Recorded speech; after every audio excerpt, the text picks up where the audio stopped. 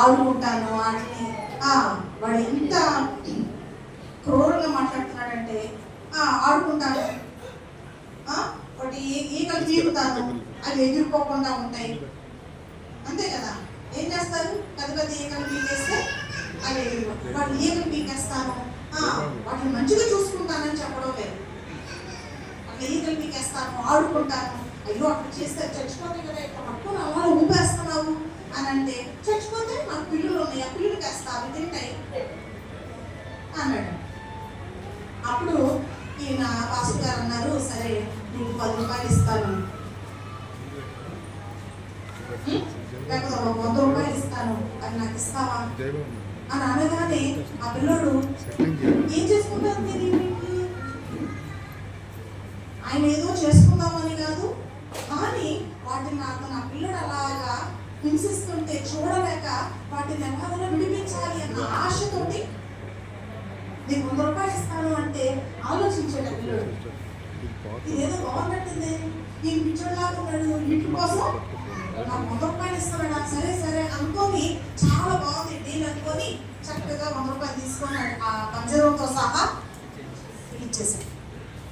ఆ పంజరాన్ని పట్టుకొని వెళ్ళారు పాస్టర్ గారు, చర్చికి వెళ్ళారు. అందరూ విశ్వాసాలు అలా వస్తున్నారంట, ఇదేంటి పాస్టర్ గారు పంజరం పట్టుకొచ్చారు?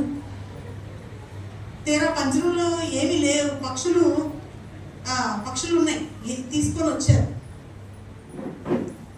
ఆయన వాక్యం చెప్పారు, ఇట్లా ఒక పిల్లోడు ఇలా చేస్తుంటే నేను తీసుకొని వచ్చాను అని చెప్పి దాన్ని పట్టుకొని ఆయన ప్రారంభించారు. ఆయన ప్రసంగం చేస్తూ ఆయన చెప్పిన మాట ఏంటంటే, ఒకసారి ఇట్లాగే అపవాదికినో యేసు ప్రభు కూడా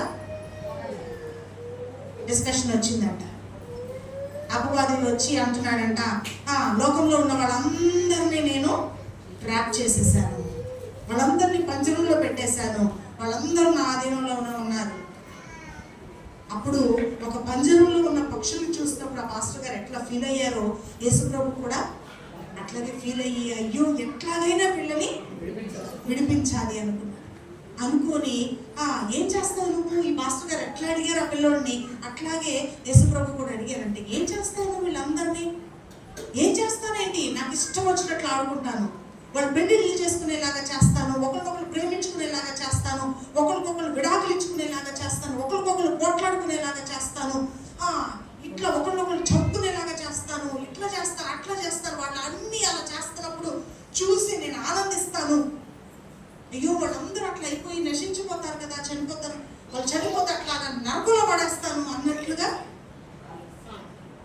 అపవాది మాట్లాడుతూ ఉన్నాడంట. అప్పుడు ఈ పాస్టర్ గారు ఎట్లా జాలి పడ్డారో ఆ పక్షుని విడిపించడానికి కోసం, నీకేం కావాలో చెప్పు, ఆయన నాకు ఇస్తావా, నీకేం కావాలో చెప్పు అని అడిగినట్లుగా అపవాదిని కూడా అడిగితే అపవాది అన్నాడంట, నవ్వి ఏం చేసుకుంటావయ్యా నువ్వు? వీళ్ళందరూ నిన్ను దూషిస్తారు, నిన్ను హింసిస్తారు, నిన్ను కొడతారు, నిన్ను సిలువ వేస్తారు, నిన్ను నీ మీద ఉమ్మి వేస్తారు,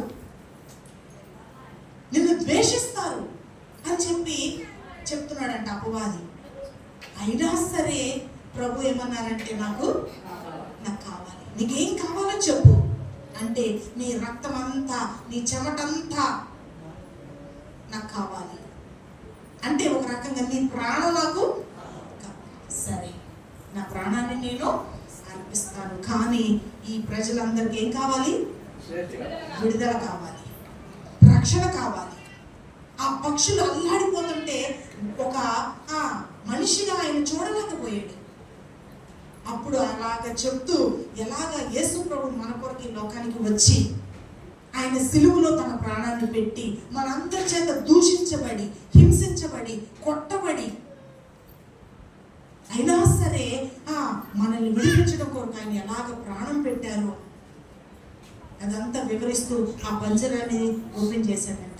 ఆ పక్షులు ఎగిరిపోయాయి. ఇక వాటికి భయం ఉందా? ఇప్పుడు వరకు భయము భయము భయము.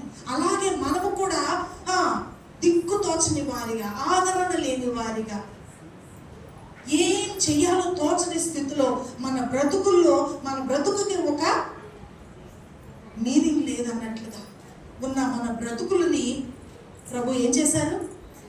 ఎంతమంది నన్ను విడిపించారు ప్రభు అని చెప్తారు. నా కొరకు మరణించారు, నన్ను విడిపించారు, ఆయన రక్తమంతా ధారపోసి నన్ను విడిపించారు అని మనందరం చెప్తున్నాము, నమ్ముతున్నాము. చాలా సంతోషం. కానీ నిజంగా వచ్చిందా విడుదల? నిజంగా వచ్చిందా విడుదల? బంధకాల్లో నుంచి ఆ పంజరంలో నుంచి పక్షుల్ని బయటికి తీసేసిన తర్వాత కూడా ఆ పక్షులు ఏమి భయపడుతున్నాయా? ఇంతకు ముందు పంజరంలో ఉన్నప్పుడు వాడు ఎలా పట్టుకొని ఇలా అంటున్నప్పుడు అవి ఎలా ఉన్నాయో అలా ఉన్నాయా? కానీ ఈనాటి క్రైస్తవులమైన మనము విడిపించబడ్డామని అనుకుంటున్నాము, కానీ ఇంకా భయములోనే, ఇంకా గందరగోళంలోనే, ఇంకా సమస్యల్లోనే. విడుదల మనకు అది దేవుడు మనల్ని విడిపించడానికి ఆ డోర్ ఓపెన్ చేసేసిన, ఆ పంజరంలో తలుపు తీసేసిన, ఆ పక్షులు బయటికి రాకపోతే ప్రయోజనం లేదు. అలా ఉన్నది క్రైస్తవుల యొక్క జీవితం. బయటికి రావలేకపోతున్నారు. ఎలా రావాలో తెలియడం లేదు కొంతమందికి. ఇంకా ఆ పంజరంలోనే తలుపు తీసుందన్న విషయాన్ని కూడా. కానీ పక్షులైతే ఆ పంజరం ఎక్కడ తలుపు ఉందో తెలియదు. ఇలా ఇలా ఇలా ఇలా ఇలా రాత్రి పగళ్ళు ఆ ద్వారం కొరకు అది వెతుక్కుంటూనే ఉంటాయి. అలా మనం వెతుకుతున్నామా? నేను బయటపడాలి, ఈ సమస్య నుంచి బయటపడాలి, ఈ